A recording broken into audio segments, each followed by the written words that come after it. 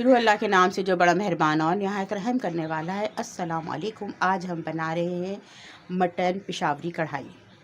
ठीक है, इसके लिए सबसे पहले मैं आपको बता देती हूँ, एक बर्तन में आपने 1.5 कप के करीब कुकिंग ऑयल शामिल करना है।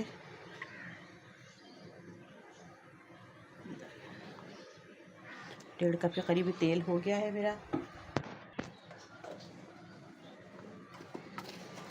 अब आपने इसमें 1 चम्मच नमक का शामिल कर दें।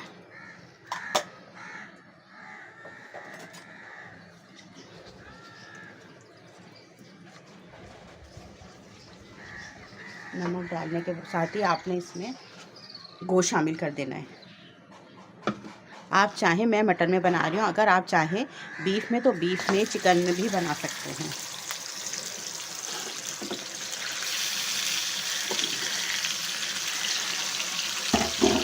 अब आपने इसकी गोश्त की खूब अच्छे से इसमें इसको फ्राई करना है।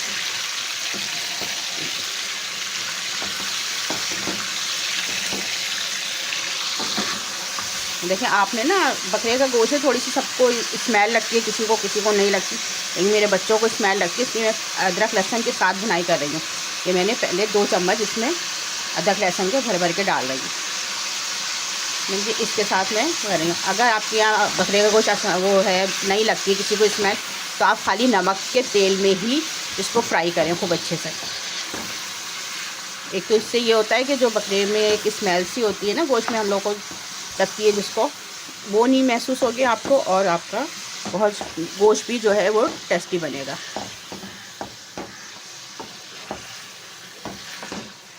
आपने कम से कम इसको 10 मिनट इसमें फ्राई करना है तेल में।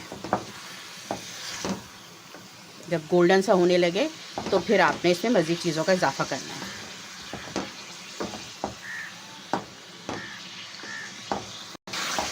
ये देखें अच्छी सी भुनाई हो गई है खूब। अब हमने करना ये है कि इसमें आपने टमाटर डालना है। ये आधा किलो मैंने टमाटर लिए हैं, ये आपने इसमें डाल देना है।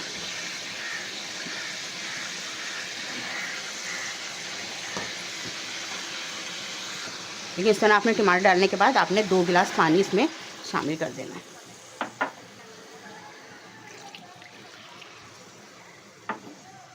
और आपने इसको ढक के 30 से 35 मिनट पकाना है, ताकि हमारा गोश्त गल जाए और टमाटर हमारे नरम पड़ जाते हैं। फिर हम आपको आगे का दिखाते हैं।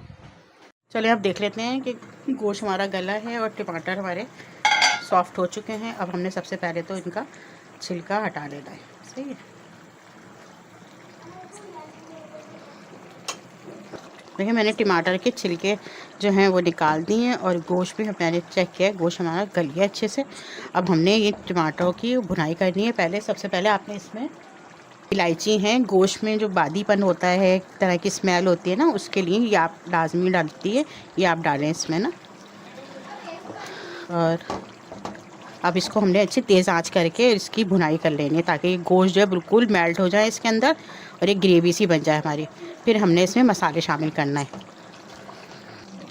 ये भुनाई कर ली, अब हमने इसमें मसाले शामिल करना है। सबसे पहले आपने 1 चम्मच पिसी मिर्च, हरी मिर्च जो होती है, उसका पेस्ट आपने इसमें शामिल करना है। बाकी आप अपने टेस्ट के मुताबिक डाल लीजिएगा। और ये हरी मिर्चें हैं, 4-5 आपने हरी मिर्चें इसमें शामिल करें। और साथ साथ आपने इसको भूनते रहना है। ये 1 चम्मच ज़ीरा पाउडर है, आपने ये इसमें शामिल करना है।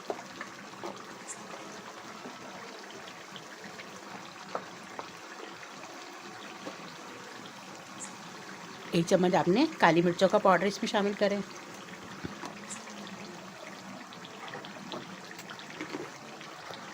ये 1 चम्मच कुटा हुआ धनिया है, पिसा हुआ नहीं, कुटा हुआ मैंने धनिया लिया। देखें, दिख रहा होगा आपको, ये आपने ये इसमें शामिल करना है। अब आपने इसकी अच्छे से भुनाई कर लेनी है।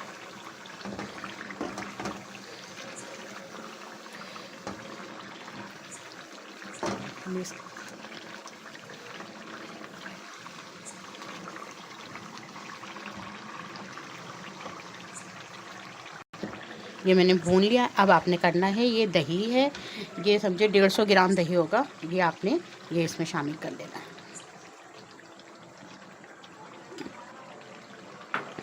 बस। अब आपने इसको अच्छे से दही के पानी को हमने खुशक करना है। दही का पानी खुशक हो जाता है तो फिर मैं देखते रहे आप आहिस्ता आहिस्ता पानी खुशक हो जाएगा।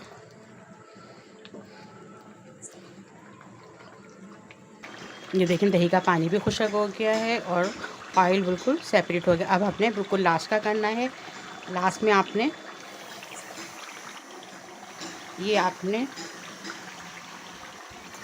आधा चम्मच कुटी हुई काली मिर्च है, कूटना है, पिसी हुई पाउडर नहीं होना चाहिए। देखें दरदरी सी है, आपको दिख रही होगी, मोटी मोटी सी मैंने कूटी है और बिल्कुल ताज़ी कूट के डालेगा, इसकी खुशबू बहुत अच्छी आएगी इससे।